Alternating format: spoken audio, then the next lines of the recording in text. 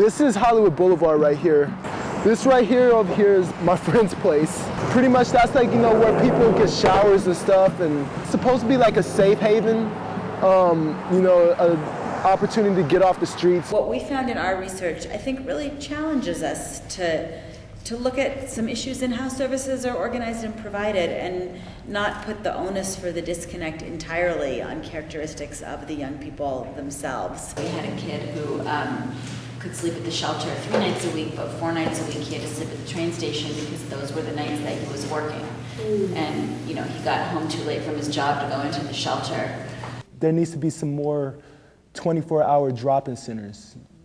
There are a few out there, but those are mainly for adults. A lot of the organizations were Christian-based. They were run by churches, and because technically I wasn't female, they wouldn't put me with the females. And because technically I look like a female, they wouldn't put me with the males because they didn't want to assume any liability for that. We heard from a number of young men who were in domestic violence situations where they had, you know, dad was beating up mom. They left together, but a 15-year-old boy is not, although this isn't official policy, over and over we heard that those guys are getting kicked out of the shelters because they don't want a teenage boy in with women and children. I think in our continuum of services in Hollywood, we have really tried to stay as low barrier as possible because we recognize that many young people have had really poor experiences of both adults and other service systems, and that having to go through any formal routine could be an obstacle. Our 7th recommendation. Design shelter rules around young people's needs for stability, not institutional needs.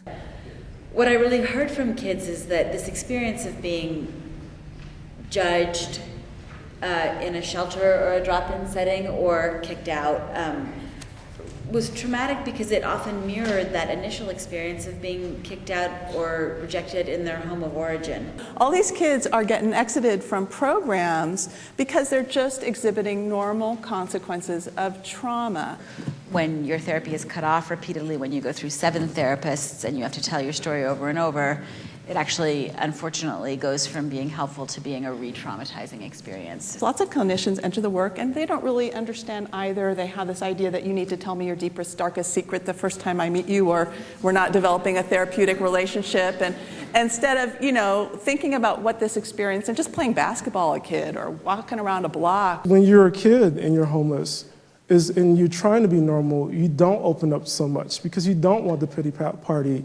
You want to be, you know, self-reliant and to show people that you could do it on your own. Our 8th recommendation. Ensure services do not mirror the trauma young people experienced in being pushed out of their homes. Those who talked about why particular services were helpful consistently underscored the importance of personal relationships. Whether they were seeking food, shelter, or medicine, a personal relationship was the door to those services. And my friend's place was one of those tools for me because I was able to establish relationships. There was no judgment about my drug usage. There was no judgment about my transgenderism. It was a safe haven. Ignorance wasn't tolerated there. We feel like line staff are the people who have the most contact with young people. They get paid nothing. You know, the good ones go back to graduate school because they realize, oh my God, I'm not prepared to do this work. And the other ones, you know, may tough it out, but we lose people. There's about in the network, you know, 50 to 100% staff turnover in a year. And the staff turnover of adults in the system, when it's not handled gracefully, just replicates the trauma of their severed relationships with their parents. And it's not that we as adults can't move on with our jobs, just as, you know, Stanley was talking about, but it's really about how the organization, how the system, how the agency, how the individual adult handles that transition. We need to incentivize the people actually coming in working with our people the same way the highest earners in our society, the doctors, the lawyers, they get incentivized to go to school. Our 9th recommendation. Trusting long-term relationships between staff and youth are the key to successful programs.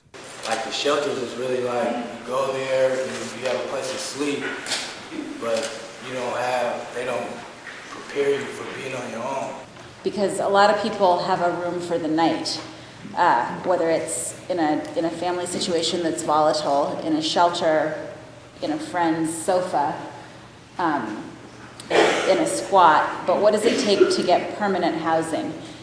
The type of model that we provide is a model that is really a permanent housing model with what we call transitional services. The key to housing for this population, for youth, is to have the important support services connected to that housing. This place here, it helps you with your GED. You could get a job, you could shower, you could do your laundry, you could get clothes, you could get case management, you could get legal aid services. We do have some funding to provide shelters and transitional housing and permanent housing, but what we're really hearing is we don't have those kinds of linkages for the wraparound services that are really crucially needed to make these services work.